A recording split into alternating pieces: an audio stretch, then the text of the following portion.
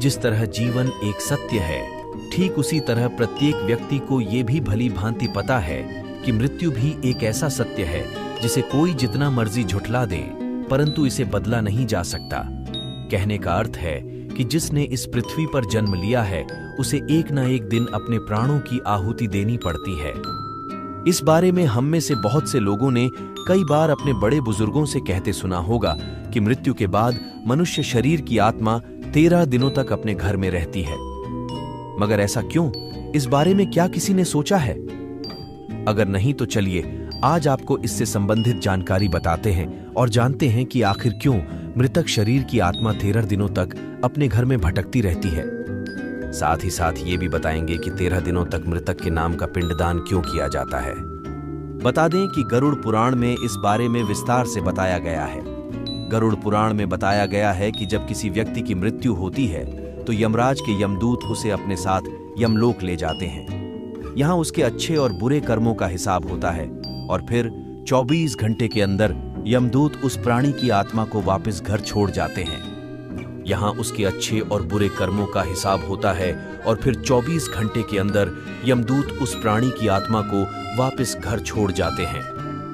यमदूत के द्वारा आत्मा को वापस छोड़ जाने के बाद मृतक की आत्मा अपने परिजनों के बीच भटकती रहती है और अपने परिजनों को पुकारती रहती है, लेकिन उसकी आवाज को कोई नहीं सुन पाता। यह देखकर मृत व्यक्ति की आत्मा बेचैन हो जाती है और जोर जोर से चिल्लाने लगती है। इसके बाद आत्मा अपने शरीर के अंदर प्रवेश करने की कोशिश करती है, लेकिन यमदूत के पास बंदिश होने के कारण वह मृत शरीर में प्रवेश नहीं कर पाती। इसके अलावा गरुड़ पुराण की माने तो जब यमदूत आत्मा को उसके परिजनों के पास छोड़ जाती है तो उस समय उस आत्मा में इतना बल नहीं होता कि वो यमलोक की यात्रा तय कर पाए। गरुड़ पुराण के अनुसार किसी भी मनुष्य के मृत्यु के बाद जो 10 दिनों तक मकिया जाता है उससे मृतक आत्मा के विभिन्न अंगों की रचना होती है और जो 11वें और 12वें दिन पिंडदान किया जाता है उससे मृतक आत्मा रूपी शरीर का मांस और त्वचा का निर्माण होता है। और जब 13वें दिन 13वीं की जाती है तो उस दिन मृतक के नाम का पिंडदान किया जाता है।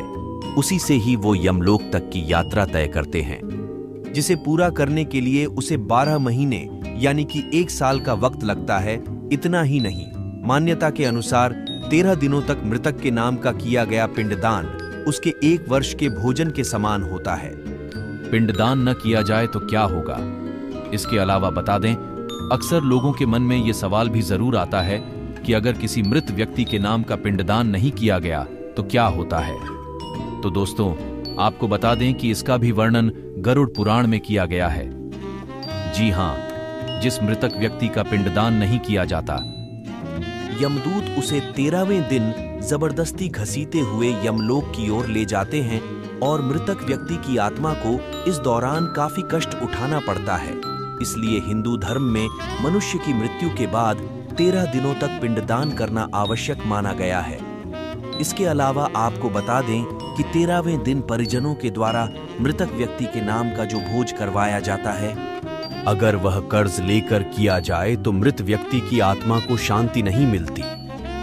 इतना ही नहीं, गरुड़ पुराण में यह भी बताया गया कि जो व्यक्ति जीवित रहते हुए अच्छे कर्म करता है, मृत्यु के बाद उसकी आत्मा को यात्रा के दौरान यमदूत कोई कष्ट नहीं देते, और जो व्यक्ति बुरे कर्म करते हैं उसकी आत्मा को यमदूत यात्रा के दौरान कई यातनाएं देता है और आत्मा को कई कष्ट भोगने पड़ते हैं।